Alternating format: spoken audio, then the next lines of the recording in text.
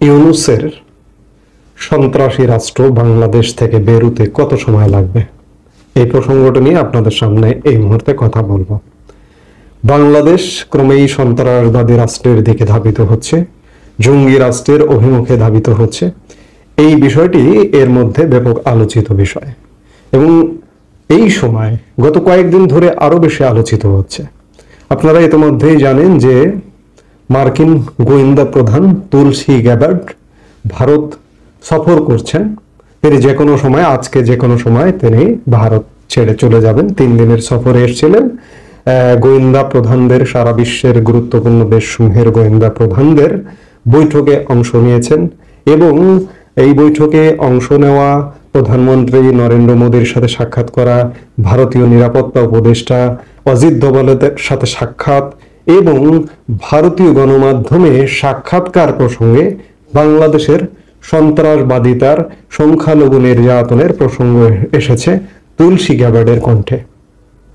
পাকিস্তান এবং বাংলাদেশ খানিকটা তিনি একই দৃষ্টিতে দেখেছেন এবং তুলসী গ্যাবার্ড বাংলাদেশে যে সন্ত্রাসবাদ কায়েম হচ্ছে এই বক্তব্য দেবার ফলে বাংলাদেশ সরকার এর তীব্র প্রতিবাদ জানিয়েছে।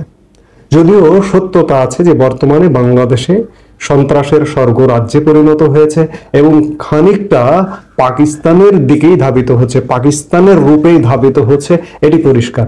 বাংলাদেশের মানুষ সেটি মনে করছে। এই যখন অবস্থা বাংলাদেশের, তখন বাংলাদেশের এই যে সন্ত্রাসকে পৃষ্ঠপোষকতা দেওয়া যে মোহাম্মদ ইউনূসের একটি সরকার, এই সরকারটি বিদায় হতে কত সময় লাগতে পারে? খুব বেশি না, 10 মিনিট।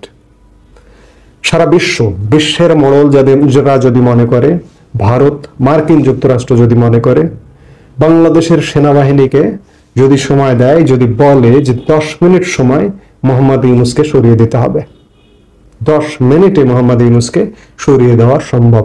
কারণ আমি বিশ্বাস করি না যে বিশ্ব আসবে, ধেয়ে আসবে বাংলাদেশের দিকে আর এই মোহাম্মদ ইউনূসের জন্য বাংলাদেশের সামরিক বাহিনী, সশস্ত্র বাহিনী বিশ্বের দিকে তাক করে থাকবে কিংবা বিশ্বের দিকে, বিশ্ব বৈশ্বিক সামরিক বাহিনীকে মোকাবেলা করার জন্য রেডি থাকবে, এটি বিশ্বাস করি না। আমি আজকে আর এক বক্তব্যে একটা কথা বলেছিলাম যে বাংলাদেশে যে অবস্থা চলছে, এতে করে ইরাকের মতো 2003 সালে সন্ত্রাসবাদের অভিযোগে মার্কিন যুক্তরাষ্ট্রের নেতৃত্বে বহুজাতিক যে একটা হামলা হয়েছিল, সেরকম পরিস্থিতি কি বাংলাদেশে ঘটবে? আশার কথা হচ্ছে যে সেরকম পরিস্থিতি বাংলাদেশে ঘটবে না। কারণ ইরাকের প্রেক্ষাপট আর বাংলাদেশের প্রেক্ষাপট সম্পূর্ণ ভিন্ন। কারণ ইরাকে সেই সময়ের রাষ্ট্রপ্রধান বা সরকার প্রধান যিনি ছিলেন, তিনি প্রায় 2 দশকের বেশি সময় দায়িত্বে ছিলেন। এই 2 দশকের দায়িত্বে থাকা একজন মানুষ খুব স্বাভাবিকভাবেই কেউ যদি তাকে হুমকি দেয়, প্রতিরোধ করে, তিনিও পাল্টা প্রতিরোধ করবেন। সাদ্দাম হোসেনকে 48 ঘন্টা সময় দিয়েছিল ইন্দো মার্কিন বাহিনী। সাদ্দাম হোসেন সেই সময়কে মাথায় নেননি, তিনি প্রতিরোধ গড়ে তুলেছিলেন, যার কারণে ইন্দো মার্কিন বাহিনী, বহুজাতিক বাহিনী, আরো বিভিন্ন দেশের সম্মিলিত বাহিনী ইরাকে হামলা করেছিল। কিন্তু বাংলাদেশে কি তেমনটা ঘটবে? বাংলাদেশে তেমনটা ঘটবার কোনো কারণ নেই। পাকিস্তানে ঘটতে পারে, পাকিস্তান সেনাবাহিনী বৈশ্বিক বাহিনীকে প্রতিরোধ করতে পারে, কিন্তু বাংলাদেশে সেটি হবে না। কারণ বাংলাদেশে বর্তমানে যে একটি সরকার, এটি হঠাৎ রাতারাতি আসা সরকার, এটি রাতারাতি বিদায় নেবে। কি বলবো, এটি তো একটা হঠাৎ সরকার, কিন্তু বাংলাদেশের একটা নির্বাচিত সরকার ছিল 5 আগস্ট সময়কাল পর্যন্ত, শেখ হাসিনার সরকার, আওয়ামী লীগ সরকার। সেই সরকারটি মাত্র, এখনো পর্যন্ত কথিত আছে যে মাত্র 45 মিনিটের সময় দেওয়া হয়েছিল তৎকালীন প্রধানমন্ত্রী শেখ হাসিনাকে। 45 মিনিটের মধ্যে তাকে গুছিয়ে দেশ ছেড়ে নিরাপদ আশ্রয়ে চলে যেতে হয়েছে। সেই জায়গায় মোহাম্মদ ইউনূসের সরকারের জন্য 10 মিনিট যথেষ্ট। মোহাম্মদ ইউনূসকে রক্ষা করতে, সুরক্ষা দিতে বাংলাদেশের সশস্ত্র বাহিনী নিশ্চয়ই বৈশ্বিক বাহিনীর দিকে ধাবিত হবে না। আমি বলছি না যে তেমনটা ঘটবে, যুদ্ধ বাড়বে, এ হবে সে হবে।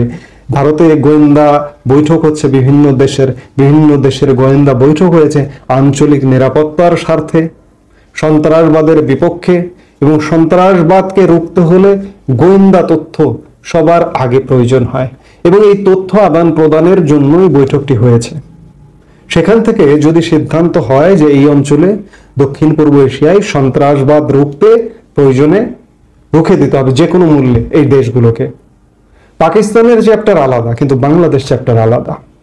বাংলাদেশে অত্যন্ত শান্তিপূর্ণভাবেই ইউনূস সরকারকে বিদায় ঘটানো সম্ভব, এবং বিদায় ঘটিয়ে পাকিস্তানি ধারায় যে বাংলাদেশ চলমান, এই চলমানতা এটিকে বন্ধ করা সম্ভব।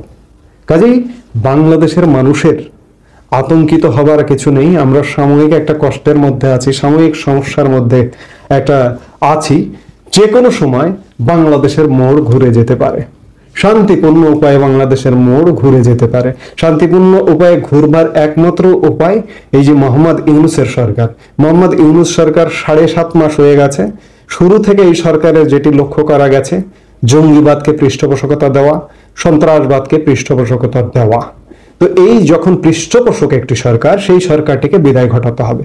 এই বিদায় ঘটানোর জন্য 10 মিনিটের সময় যথেষ্ট। ক্যান্টনমেন্ট থেকে একটা শাহী আলান আসবে ইউনূসের কাছে যে আপনি রিজাইন দিন, সাথে সাথে রিজাইন হয়ে যাবে। কাজে এই বাংলাদেশের সমস্যাটা কিন্তু যে কোনো মুহূর্তের মধ্যে, এই যে আজকে যে মুহূর্তে কথা বলছি, এখন থেকে 3 ঘন্টা পরে দেখা যাচ্ছে বাংলাদেশের সমস্যার সমাধান হয়ে গেছে। এমনটাই কিন্তু হবে। বাংলাদেশের সমস্যার সমাধান খুব শীঘ্রই এবং যে কোনো মুহূর্তে হয়ে যেতে পারে। কাজেই বাংলাদেশের মানুষের বিশাল চিন্তার কোনো কারণ নেই, স্বস্তিরও কারণ নেই। কারণ আমাদের যে সময় যাচ্ছে, প্রতিটা সময় যাচ্ছে, প্রতিটা মিনিট, প্রতিটা ঘন্টা, প্রতিটা দিন বাংলাদেশের মানুষের মধ্যে উদ্বেগ, উৎকণ্ঠা, আতঙ্কের মধ্য দিয়ে কাটছে। এই সময়টি যত দ্রুত অবসান হয়, ততই বাংলাদেশের শান্তির প্রিয় মানুষের জন্য মঙ্গল। এই মুহূর্তে এ পর্যন্তই। সবাই ভালো থাকুন, সুস্থ থাকুন।